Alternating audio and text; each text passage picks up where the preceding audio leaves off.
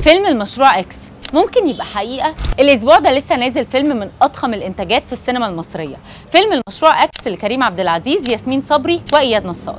الفيلم فكرة وإخراج بيتر ميمي، بيدور حوالين مشروع بحثي غريب واترفض كتير عشان بيدور على سر بناء الهرم، فبياخد بطلنا عالم المصريات والآثار في رحلة عشان يثبت إن الهرم ما اتبناش بس عشان يكون مقبرة. ثانية واحدة، ده مش بيفكرنا بحاجة؟ من حوالي شهرين العالم كله كان بيتكلم عن بحث عمله علماء من إيطاليا واسكتلندا اسمه بروجكت خفرع.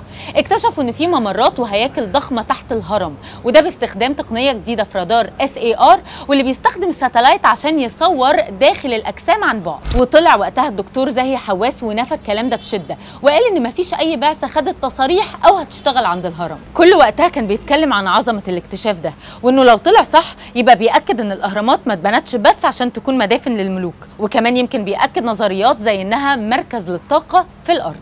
سبويلر أليرت، في الفيلم كان في جهات مجهولة بتحاول تخبي الاكتشاف ده لآخر لحظة، وينفوا قد إيه المصريين القدامى كانوا عظماء. الكلام بيتكرر وبيكتر، وده خلينا نفكر إن حقيقي ممكن يكون في اكتشاف من أعظم اكتشافات البشرية، وأكيد في كمان صراعات حواليه. بس يا ترى وقتها هيكون مين صاحب الاكتشاف ده؟